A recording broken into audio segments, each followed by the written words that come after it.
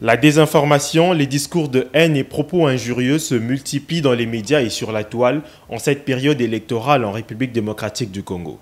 Les retombées de ces messages ont des conséquences énormes. C'est ainsi que dans le cadre du projet de lutte contre les discours de haine mis en place par le groupe de médias digital Nexcorp, une conférence a été organisée ce mardi sur la prolifération des discours de haine sur les plateformes numériques en période électorale. Il était question pour les organisateurs de dresser un état des lieux pratiques de ce phénomène en RDC et de présenter une série d'activités participant à la lutte contre ce nouveau danger qui tend à fissurer davantage la nation congolaise. Les intervenants, les professeurs Jean-Claude Matumweni et Berkikitumu Maïmona, ont dressé un inventaire des mots et expressions couramment utilisés qui représentent les discours de haine, mais aussi expliqué comment les propos haineux passent aux actes et donne naissance à des dégâts parfois irréparables. Deuxième variable, le contenu du message. Les messages qui souvent de ces discours, il y a au premier rang, 70% pratiquement, la xénophobie.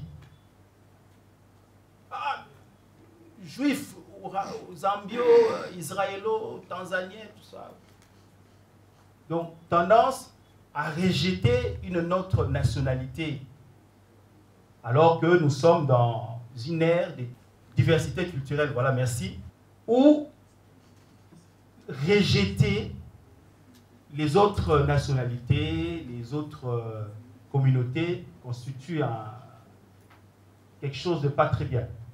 Le professeur Matumweni a martelé au cours de son intervention sur le fait que les agissements de chacun sont liés à la manière de percevoir les choses. En effet, les discours de haine manipulent le mental.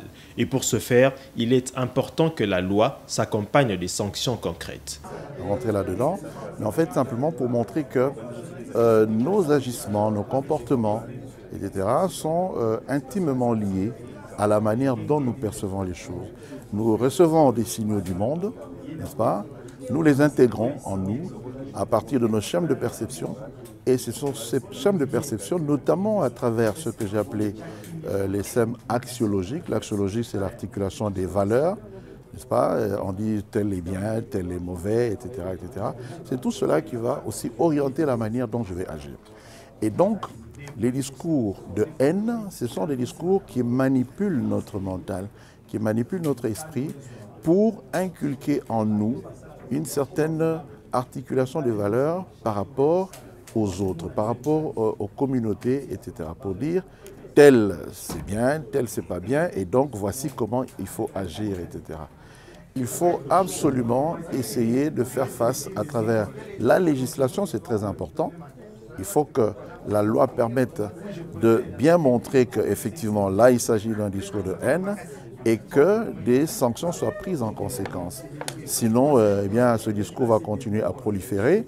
On a dit que ici on a travaillé beaucoup plus avec l'idée du cycle électoral dans lequel nous nous engageons maintenant, mais en même temps, avec les exemples que j'ai donnés tout à l'heure, on se rend bien compte que c'est devenu chez nous particulièrement un phénomène quasi permanent, que ce soit en période électorale ou en période tout à fait normale. Eh bien, c'est un phénomène qui est là. Le discours de haine est toujours là. Aussi, faudrait-il dresser des barrières contre les discours de haine afin qu'ils ne demeurent pas dans les esprits au risque de refaire surface à tout moment tel un volcan. Alors, l'autre élément extrêmement important sur lequel j'ai insisté, c'est que ce discours de haine, il peut être suivi d'actions concrètes. J'ai donné l'exemple du fameux message de Némoindansé, bien ses partisans. Mais en même temps, ce qu'il faut aussi savoir ou retenir, c'est que même si ce discours de haine ne produit pas les effets tout de suite, il faut toujours le contrecarrer. Parce qu'il va demeurer dans l'esprit des gens et se cristalliser dans ce qu'on appelle les stéréotypes, les préjugés, et ressurgir à un moment donné suite à un certain contexte. Il suffit que le contexte s'y prête pour que ces stéréotypes, ces préjugés-là, poussent les gens à agir d'une certaine façon, d'une certaine manière.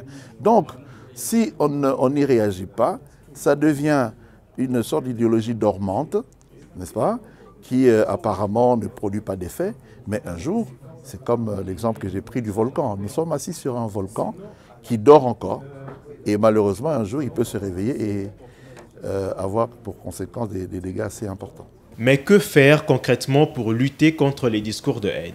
Le professeur Kitoumou, également expert en communication numérique, évoque le renforcement de l'éducation de base, mais aussi numérique, et appelle les professionnels des médias à plus de rigueur dans le traitement de l'information. Des affrontements entre tribus, des affrontements entre communautés. Alors, le débat de que faire, c'est plus au niveau de l'éducation d'abord. Éducation, on va dire, des bases ou encore éducation aux médias numériques.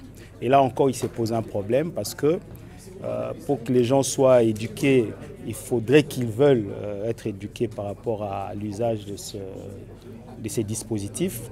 Et vu que les dispositifs sont utilisés par rapport aux finalités et que ces dispositifs sont libres d'utilisation, le que faire revient juste à la sanction. La sanction d'abord au niveau de la plateforme. Je l'ai dit tantôt, il faut signaler à la plateforme pour que le post soit supprimé et même le compte aussi.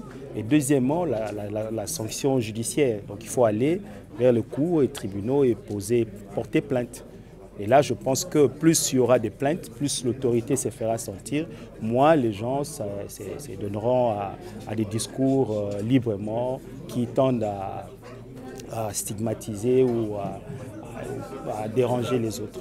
Les professionnels des médias, déjà, il y a au niveau de la loi le code numérique, l'article 356, qui revient sur les sanctions par rapport à toutes les publications qui porteraient atteinte sur les communautés ou les points de vue politiques. Les professionnels des médias doivent faire leur travail en restant objectifs et en sachant que le journaliste n'a pas de communauté, le journaliste n'a pas de nationalité, le journaliste n'a pas de positionnement politique. Voilà. Bon, vraiment aujourd'hui on est surpris de voir des journalistes qui ont des clivages politiques ou communautaires. Un journaliste n'a pas de clivage du tout. Il doit faire son travail en toute neutralité.